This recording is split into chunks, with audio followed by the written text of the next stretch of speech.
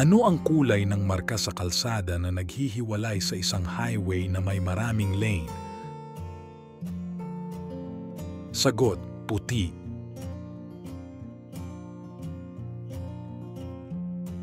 Ano ang magiging resulta kapag pinalitan ng hindi angkop na ilaw o bumbilya ang headlight? Sagot, nakagagambala ito sa mga motoristang nanggagaling sa kabilang direksyon at ito ay labag sa batas trapiko. Sa pagmamaneho, ang pinakamahalagang pandama na kailangan ng driver ay sagot, paningin.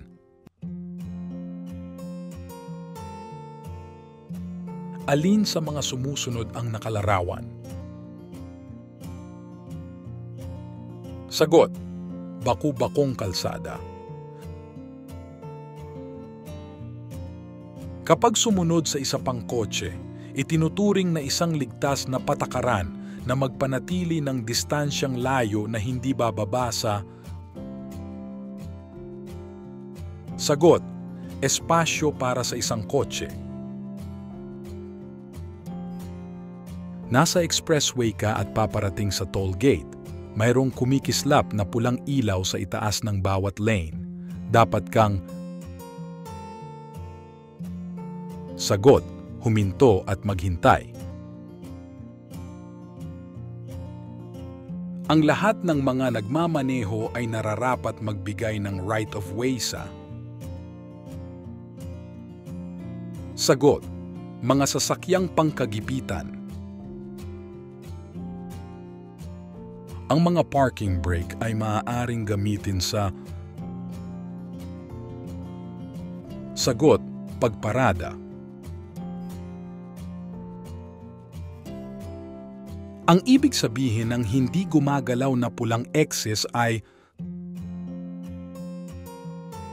sagot, hindi ka maaaring magmaneho sa daang ito. Kailan mo maaring gamitin ang mga hazard warning na ilaw habang nagmamaneho? Sagot, sa highway upang magbigay ng babala na may panganib sa unahan. Ano ang pinakamabuting alituntuning pangkaligtasan habang ikaw ay nagmamaneho? Sagot, huwag ipilit ang karapatan sa daan. Sino ang may karapatan sa daan sa dalawang sasakyang nanggagaling sa magkaibang direksyon sa makipot at paakyat na daan? Sagot, ang sasakyang paakyat. Maaari ka bang kumanan kapag pula ang nakailaw? Sagot, oo, pwede kung may karatulang nagpapahintulot sa iyo na gawin ito. Ang karatula ay maaaring nagsasabing, turn right with care on red signal after a full stop. Ano ang tamang panuntunan bago pumasok ang sasakyan sa publikong kalsada mula sa garahe, eskinita o pribadong daan? Sagot, dapat huminto at magbigay ng daan sa mga sasakyan sa kalsada at sa mga naglalakad. Kapag may isa pang linya na bukas o pwedeng daanan, ayos lang ba na magpatuloy sa normal na bilis kapag may sasakyang pang-emergency? Sagot, hindi.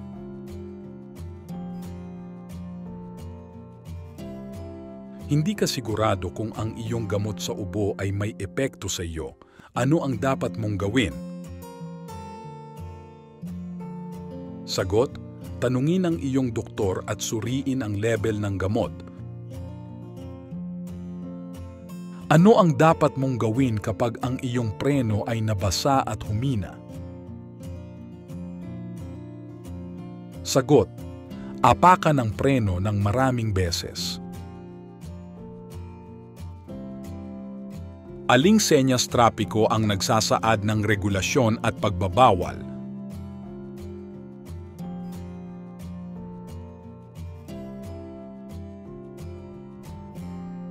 Ano ang gagawin mo kung may matatandang tumatawid sa kalsada? Sagot: magpasensya at hayaan silang makatawid. Kung lalapit ka sa isang interseksyon kung saan walang pulis na nagtatrabaho at walang signal, dapat kang patungo sa? Sagot: trapiko na nagmula sa iyong kanan. Kung nagmamaneho sa daanan o lane na malapit na sa dulo nito, ano ang una mong dapat gawin upang makapasok ng hindi nakakaabala sa daloy ng ibang trapiko? Rule of continuity line. Sagot: iangkop ang bilis ng takbo sa daloy ng trapiko. Ano ang dapat mong gawin kung nagmamaneho ka ng gabi sa mga kalsada sa bundok?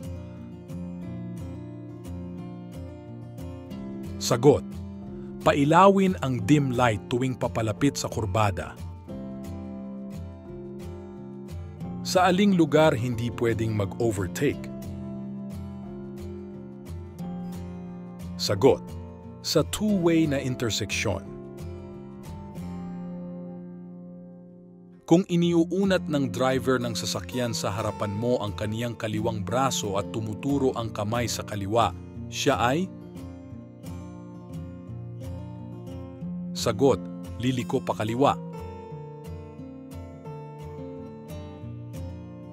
Sa anong pagkakataon maaaring pumarada sa harap ng pasukan ng ospital? Sagot: wala sa mga nabanggit. Alin sa mga sumusunod ang nakalarawan? Sagot: sasanib sa trapiko pagpasok sa sangandaan. Maaari lamang gumamit ng mobile phone kapag? Sagot: nakaparada. Tama bang pumarada sa tabi ng boka incendio o fire hydrant anumang oras? Sagot: mali. Ang boka incendio o fire hydrant ay isang kagamitang pangkagipitan. Walang sino man ang pinahihintulutan pumarada sa tabi nito. Kung walang linya na minarkahan sa kalsada, dapat kang magmaneho. Sagot: malapit sa kanang bahagi ng kalsada. Ano ang magiging resulta ng hindi pagpatay ng signal light matapos lumiko mula sa interseksyon? Sagot: makakapagpapalito sa lahat ng mga nasa daan. Ano ang dapat mong gawin kung pinapatakbo ka ng pulis pantrapiko? Kahit na pula na ang traffic light o senyas na ng paghinto? Sagot: dapat kang sumunod.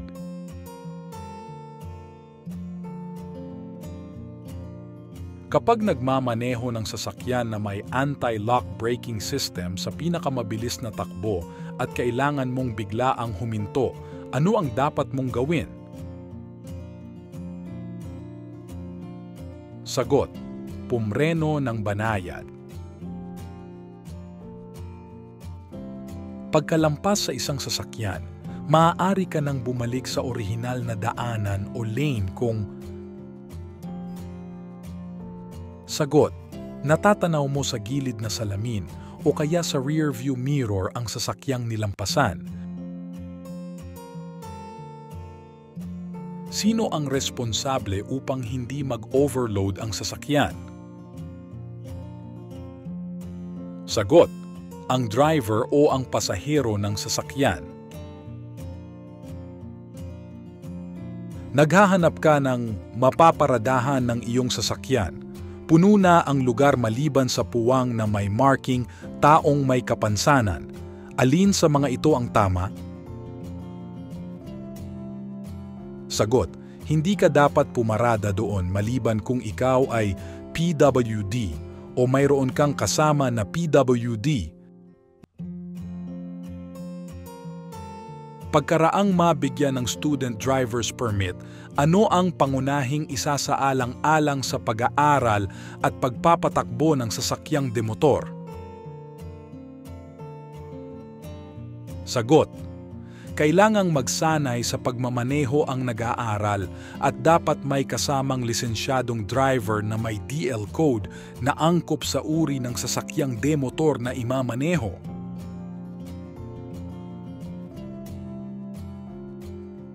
Kapag nakarating ka sa interseksyon na walang traffic enforcer at walang mga traffic signal, dapat kang magbigay daan sa sagot, trapiko o mga sasakyan na nagmula sa iyong kanan. Ang paglusot o overtaking sa pataas na kalsadang patungo sa tulay ay ipinagbabawal maliban kung sagot, malinaw na nakikita ng nagmamaneho ang daan sa layong hindi bababa sa 150 metro. Pumapasok ka sa isang lugar ng mga ginagawang kalsada kung saan pansamantalang may limitasyon sa bilis ng sasakyan. Ikaw ay dapat sagot, sundin ang limitasyon ng bilis tulad ng nasa batas. Sa interseksyon na may ilaw pantrapiko, liliko lamang pakaliwa kapag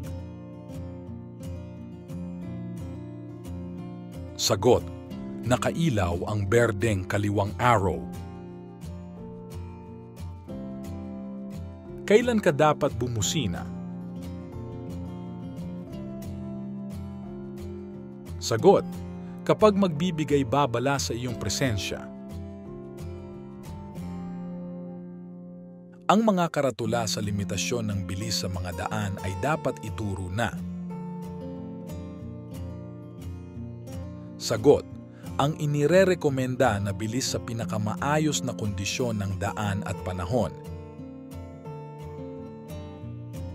Alin sa mga sumusunod na palatandaan ang nagsasaad ng mga regulasyon kapag binaliwala ay magiging isang openso? Sagot, regulatory signs. Kailan pinahihintulutan ang pagtawid sa dalawang solidong dilaw na linya? Sagot, ang pagdaan ay hindi pinahihintulutan kailanman. Kapag nasa sangandaan at nakita ng driver na mula sa dilaw o yellow light signal ay nagpalit ito sa pula o red ay sagot, magpapatuloy ito sa interseksyon kahit ang ilaw ay pula. Alin sa mga sumusunod ang nakalarawan? Sagot, bawal bumusina. Ang DL ay para sa driver's license, samantalang ang VN ay para sa sagot, Vehicle Identification Number. Magkano ang parusa sa unang openso ng pagpapasakay sa harapang upuan sa batang 6 na taong gulang pababa? Sagot, 1,000 peso. Kapag nasiraan ka ng sasakyan sa daan, ano ang gagawin mo? Sagot, pailawin ang hazard warning light at maglagay ng EWD 10 metro man lamang sa likuran ng nakahintong sasakyan. Kung ikaw ay pumaparada sa tabi ng sasakyang nakaparada, ikaw ay sagot, nakakasagabal sa malayang daloy ng trapiko. Nakita mo ang yellow box sa interseksyon. Hindi ka makakapasok dito maliban kung Sagot, tiyak na makalalabas ka sa kabila nito. Ang biglaang pagpreno na nagre-resulta sa banggaan ng mga sasakyan ay posibleng epekto ng sagot, pagtutok o tailgating. Totoo ba na ang di kumikilos na pulang trapikong ilaw ay nangangahulugang dapat kang huminto hanggang ang sangandaan ay maging maaliwalas para magpatuloy? Sagot, hindi totoo. Alin sa mga sumusunod ang nakalarawan? Sagot, delikado ang kurbada sa kaliwa. Ito ay mahalagang kagamitang pangkaligtasan ng isang sasakyan kung iiwanan ito. Sagot, parking brake. Ano ang gagawin mo kung ang sumusunod na sasakyan sa iyo ay masyadong nakatutok? Sagot, unti-unti mong bagalan ang takbo at sinyasan siyang mauna. Upang mabawasan ang pinsala ng iyong sasakyan sa kapaligiran, ano ang dapat mong gawin? Sagot, prumeno sa maayos na oras. Alin sa mga sumusunod ang nakalarawan? Sagot, huminto ka. Sa karaniwang kondisyon, ano ang pinakamababang ligtas na distansya sa pagsunod? Sagot, hindi bababa sa 2 segundo ang inirerekomendang distansya ng pagsunod sa ilalim ng karaniwang kondisyon. Papalapit ka sa interseksyon na may maraming sasakyan, maraming lane na may mga marka. Sa huling sandali, napagtanto mo na nasa maling lane ka. Dapat kang sagot, manatili sa lane na iyon